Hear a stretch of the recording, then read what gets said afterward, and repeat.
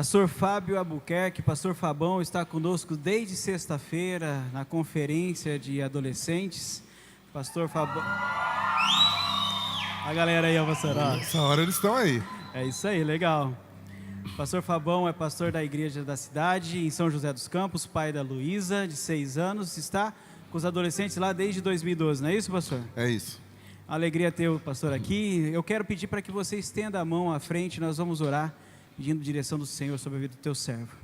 Pai querido, nós queremos assim pedir, que através da palavra que o Senhor já inspirou o teu filho pelo Espírito Santo e colocou na mente e no coração, ao abrir seus lábios, seja, Senhor, o fluir da tua presença a nossos corações e mentes, e que possamos assim receber de ti como terra fértil, uma semente lançada para dar muitos frutos. Também, Senhor, seja impedido em nome de Jesus qualquer ação do mal que venha tirar ou tentar roubar essa palavra, e possamos assim ser fortalecidos e edificados através do teu servo, em nome de Jesus. Amém, Senhor. Amém. Amém. Perdão, gente. Boa noite. A voz deu uma falhadinha agora aqui, mas boa noite de vocês já me animou. Certamente Deus tem algo especial para você nessa noite. Você já está experimentando algo bom da parte de Deus? Seu coração já está aí carregado de esperança? Eu creio que o Senhor vai continuar enchendo o nosso coração de esperança. Quero compartilhar com você a palavra de Deus numa perspectiva de adoração como estilo de vida. Vivemos uma celebração agora à noite, né, com tanta música, tanto louvor a Deus de altíssimo nível, com as composições locais, com os irmãos aqui escrevendo literalmente cânticos novos a Deus, e a gente percebe um mover do Espírito Santo nos inclinando não só para dizer palavras que falam de Deus, mas para adorá-lo mesmo como um estilo de vida.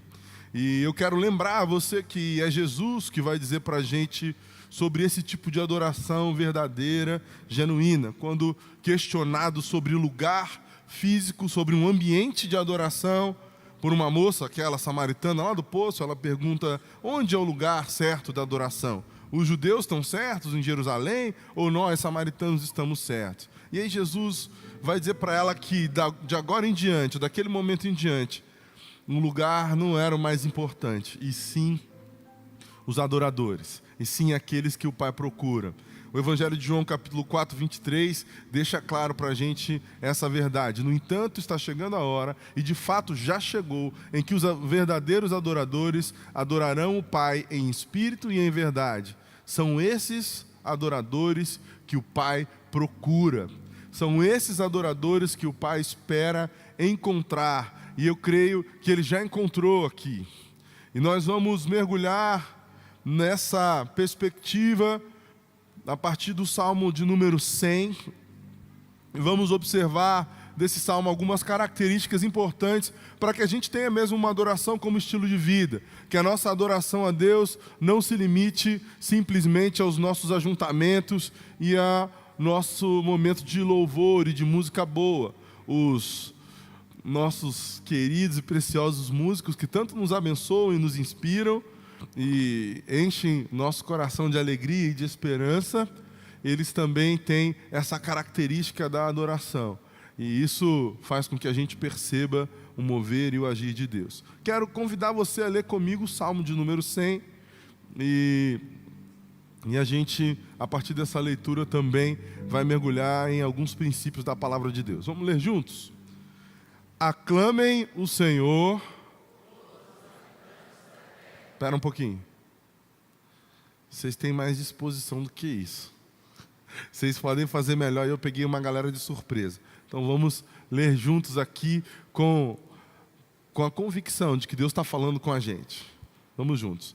Aclamem o Senhor, todos os habitantes da terra. Prestem culto ao Senhor com alegria.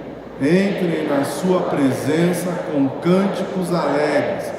Reconheçam que o Senhor é o nosso Deus. Ele nos fez e somos dele. Somos o seu povo e rebanho do seu pastoreio. Entrem por suas portas com ações de graças e em seus átrios com louvor. Deem-lhe graças e bendigam o seu nome, pois o Senhor é bom e o seu amor leal é eterno, a sua fidelidade permanece por todas.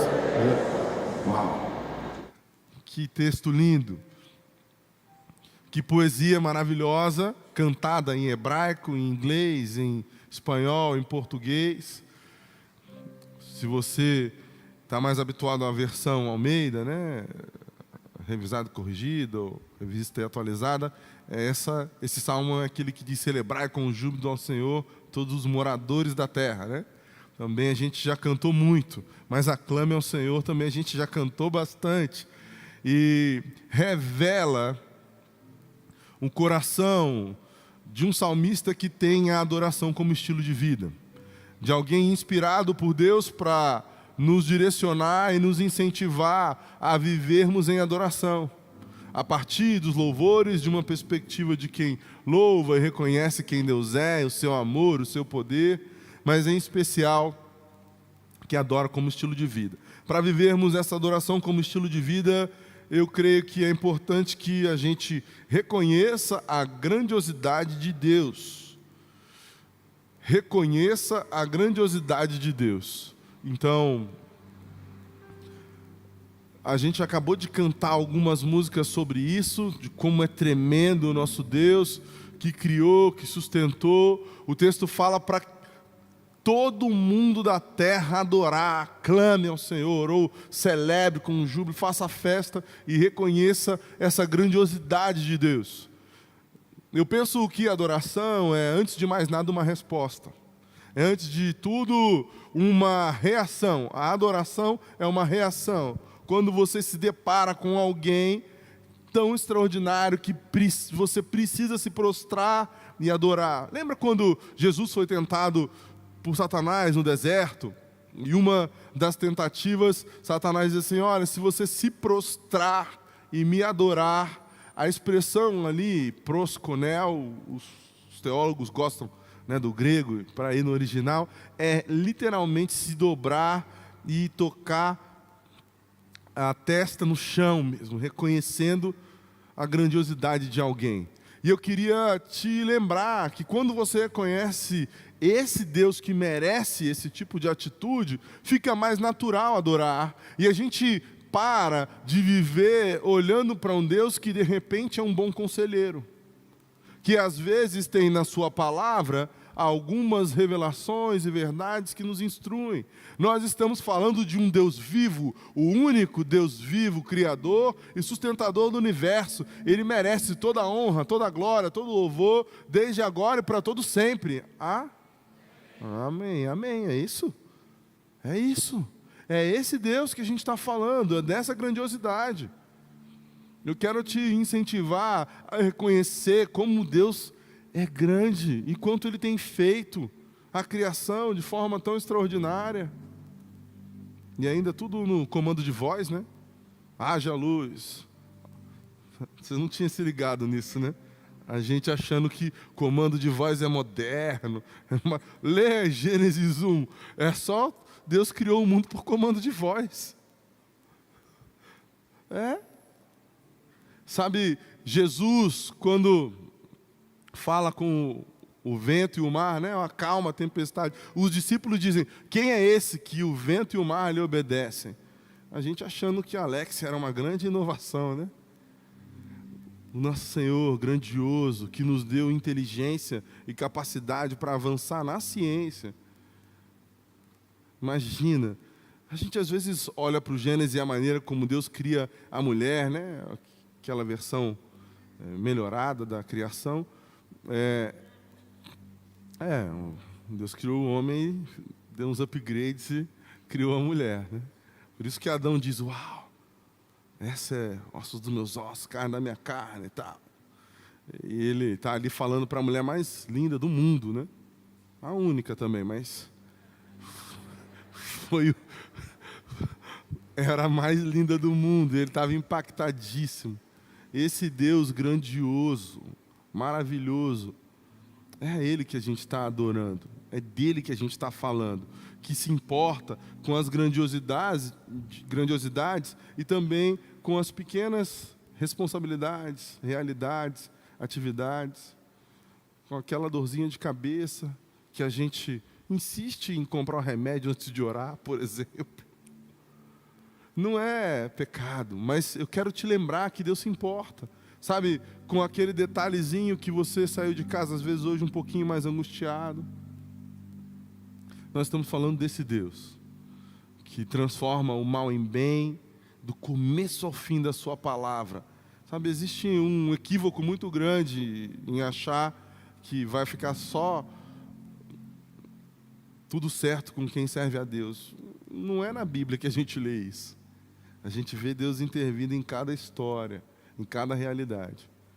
Esse Deus que é grandioso, tremendo, se importa com cada um de nós. A sua onisciência, a sua onipotência se manifestam no nosso dia a dia através da sua onipresença. Deus está com a gente. Deus está com a gente. Aliás, Deus está na gente, né? Esse Deus tão grande decidiu morar em nós.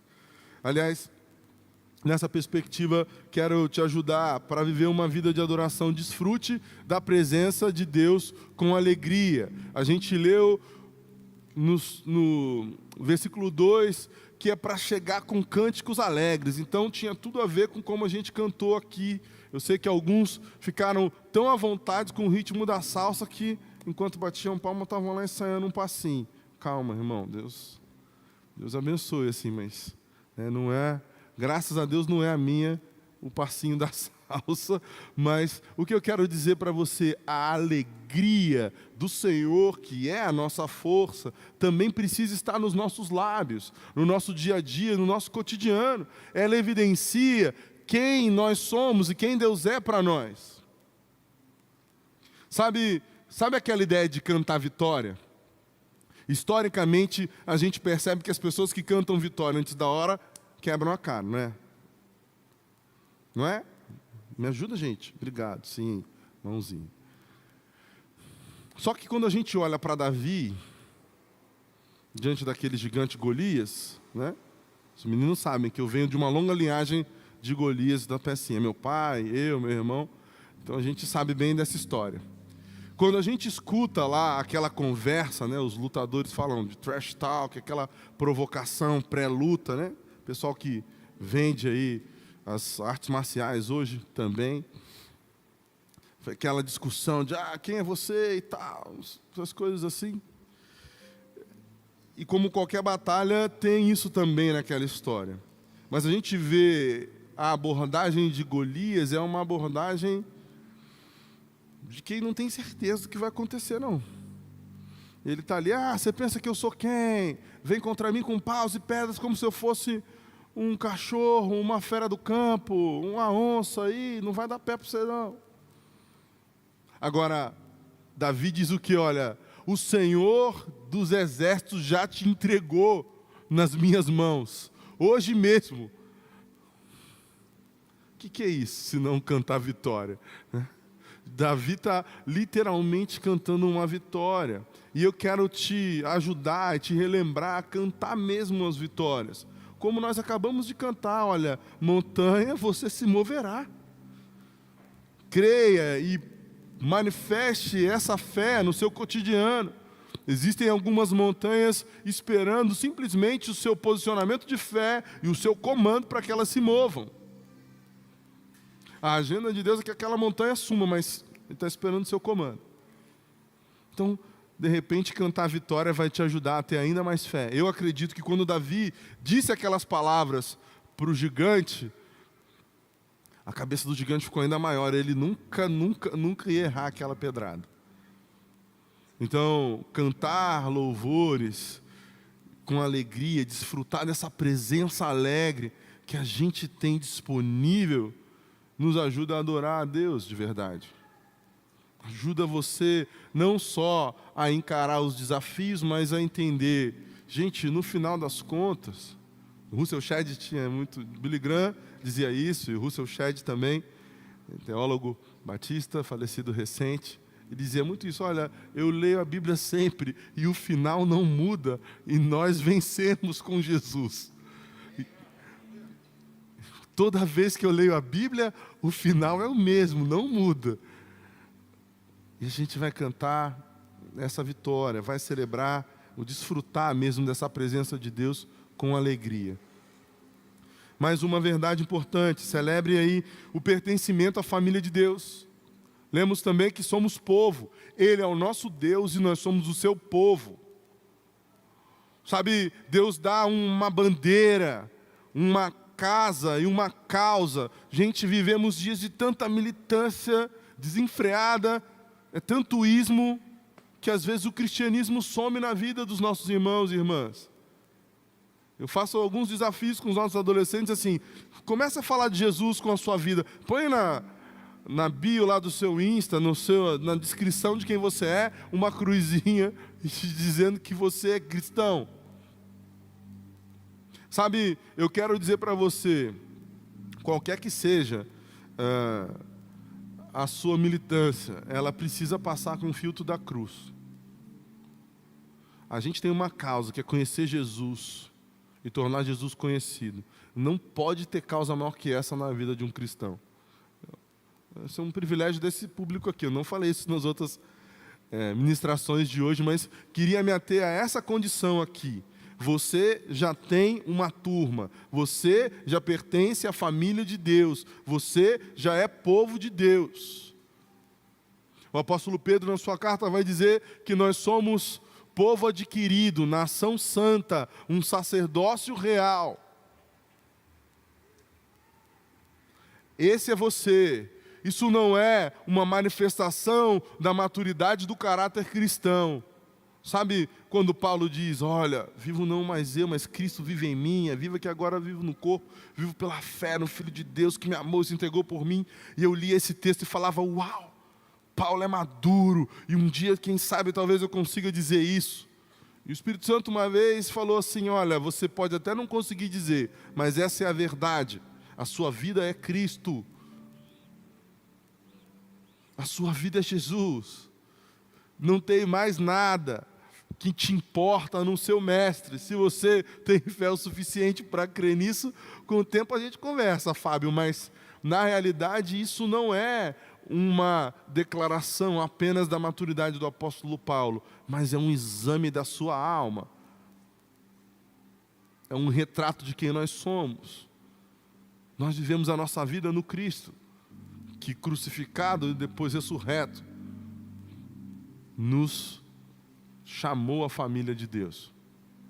Então que a gente consiga celebrar esse pertencimento e vencer essa falsa impressão de que somos os rejeitados.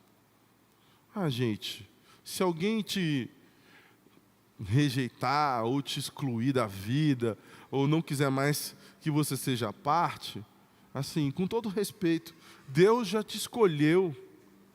Entre Deus e as pessoas, com quem a gente vai ficar?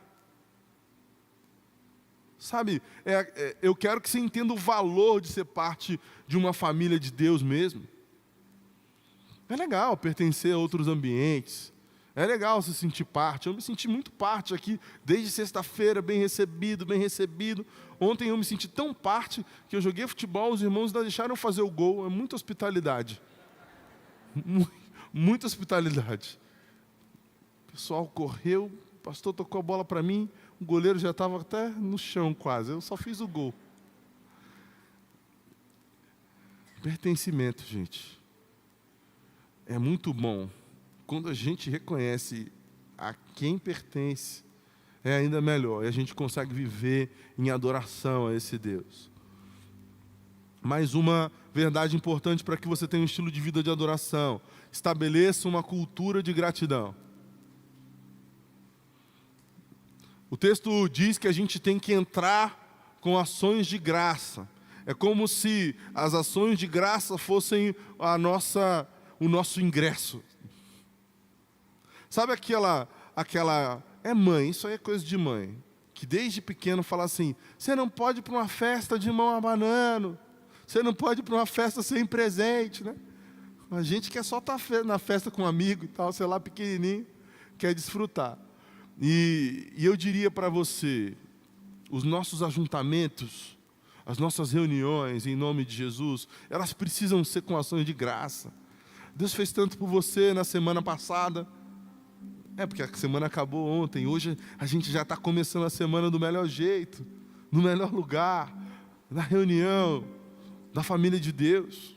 Então, seja grato de verdade, mesmo. E além de ser grato, promova a cultura de gratidão. Se alguém fez algo para você, agradeça. Se alguém esqueceu, agradeça também. A gratidão lubrifica os relacionamentos. É fácil lidar com gente grata. Quer um exemplo? Quantos aqui amam pessoas ingratas? Gostam muito de estar perto de gente ingrata? Você gosta? Levante sua mão. Pois é, o IFGE, Instituto Fabão de Geografia e Estatística, acaba de informar que 0% das pessoas aqui gostam de gente ingrata. Então, não só seja grato, mas estabeleça na sua vizinhança uma cultura de gratidão, na sua família, na sua empresa, na sua escola, na sua faculdade, na sua sala de aula. Como é bom estar com gente grata. E se a gente parar e começar a listar, não nos faltam motivos para agradecer. Essa é a verdade. Mesmo quando temos dificuldades na vida, mesmo nos momentos mais complicados, não nos faltam motivos para agradecer a Deus. E eu quero te lembrar disso. Você vai ter um estilo de vida de adoração quando estabelece também uma cultura de gratidão. Perto de você, todo mundo agradece. Minha avó era uma pessoa muito assim. Reclamou perto dela, ela já acendia um alerta. Assim. A ingratidão é uma espécie de amnésia, a gente esquece. A gente esquece de onde vem o que tem, por isso que reclama.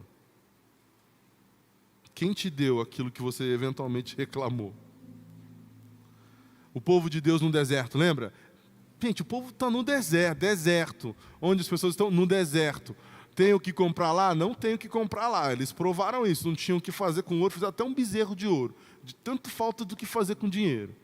E aí, não adiantava ter dinheiro no deserto. E aí Deus sustentava eles como? Com a comida que caía do céu, maná. E aí eles começaram a reclamar. Ô Moisés, só tem maná. Começa a reclamar, entendeu? E daqui a pouco vira um levante. Deus é bom, manda as codornizes, muda o cardápio um pouquinho e tal. Porque assim, essa é uma prova assim, de como Deus é bom, né? Porque se sou eu, falo, então fica sem maná amanhã todo mundo. Mas como Jesus é bom, como Deus é bom, Deus ainda mudou o cardápio para o povo que estava reclamando, mas reclamou por quê? Porque esqueceu de onde veio o que tem.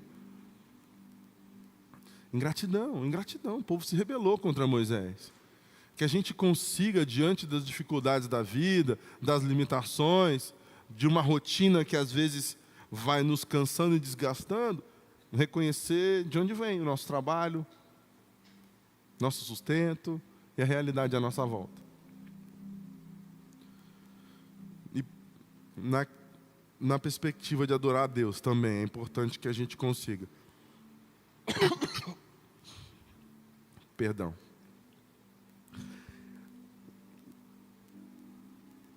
Que você, para viver com a adoração como estilo de vida, atualize sua visão da bondade de Deus. Como você percebe a bondade de Deus na terra?